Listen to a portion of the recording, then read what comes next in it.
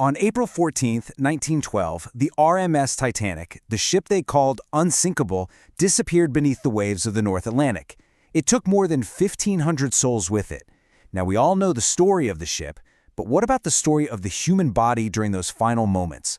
We're going to break down the science of what really happened to those who couldn't escape, minute by agonizing minute. So let's start with a really tough question, because it's at the heart of this whole tragedy. What actually happens to you in water that's -2 degrees Celsius? I mean, that's literally below freezing. And the answer is that it can kill you with shocking speed. You see, the story of the Titanic isn't just about a sinking ship. It's a story of the human body's brutal and very quick encounter with extreme cold. So what happens is basically a rapid, three-stage shutdown of the body. First, in just the initial minute or so, you get something called cold shock. Now, this isn't hypothermia. This is an involuntary gasp for air. Your heart rate skyrockets, and pure panic sets in. A lot of people died right then and there, either from drowning or a heart attack. Then, from about 3 to 15 minutes in, you've got cold incapacitation. Your muscles literally start to freeze up. You lose coordination, you can't swim, you can't even hold on to a piece of wreckage. And finally, if you survive all that, hypothermia starts to set in. But for most of the victims in the water that night, their battle was lost way before that third stage. The first two phases, the shock and the incapacitation, claimed them in just minutes. Okay, so that's the brutal science of it. But how does that map onto what actually happened that night? Well, the entire disaster, from the moment the ship hit the iceberg to the moment it vanished completely, unfolded in just 160 minutes. It all started at 11:40 p.m. The Titanic strikes the iceberg. The crew pretty quickly figured out the damage was fatal, but for many passengers, life went on. The band was still playing. And yet, by 2:20 a.m., that's less than 3 hours later, the ship was completely gone. The whole crisis just escalated with terrifying speed. 2 hours and 40 minutes. 160 minutes. You know, that might sound like a decent amount of time, but for a vessel that massive, with over 2,200 people on board, it was nowhere near enough. That speed is honestly one of the biggest reasons the death toll was so catastrophic. But the lack of time was just one piece of the puzzle. It wasn't the only thing that went wrong. For hundreds and hundreds of passengers, especially those in third class, their fate was pretty much sealed long before the ship's final plunge. They were trapped in a maze of blocked escapes. It was like a perfect storm of deadly factors. The third-class passengers, they were housed way down deep inside the ship in a confusing maze of corridors they didn't know, and crucial information was incredibly slow to reach them.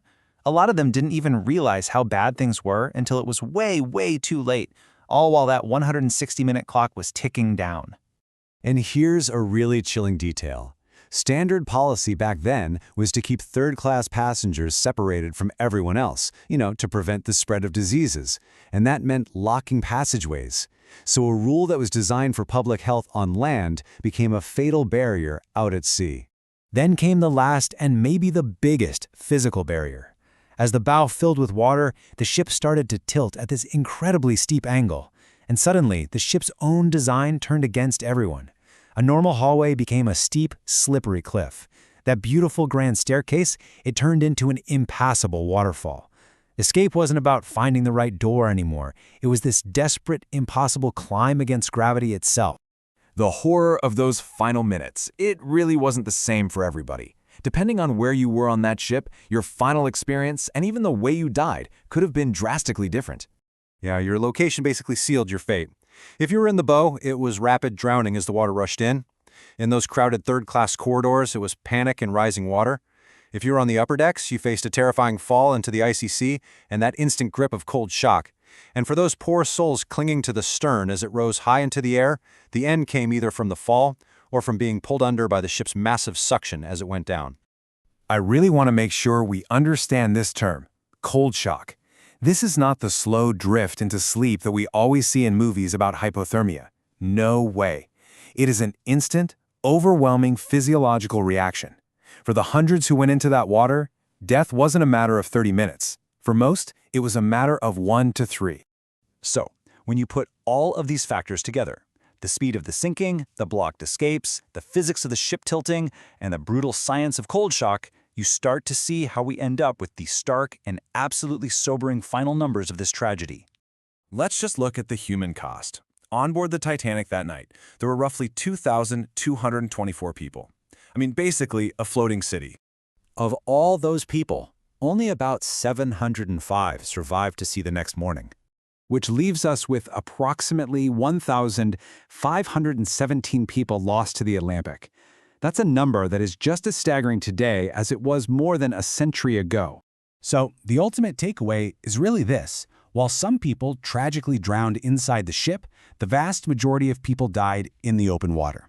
And for them, it was not a long battle. Cold shock could claim a life in 1 to 3 minutes. Even for the strongest swimmers, incapacitation would set in within 15 minutes, and that would lead to a swift, brutal end. And that really brings us to our final question, the one to think about. The ship was afloat for 160 minutes after it hit the iceberg. But when you factor in the chaos, the locked gates, the physics of a sinking ship, and that brutally short survival window in the water, you just have to ask yourself, for the 1,500 people who were lost, how many of those minutes offered any real chance of survival at all?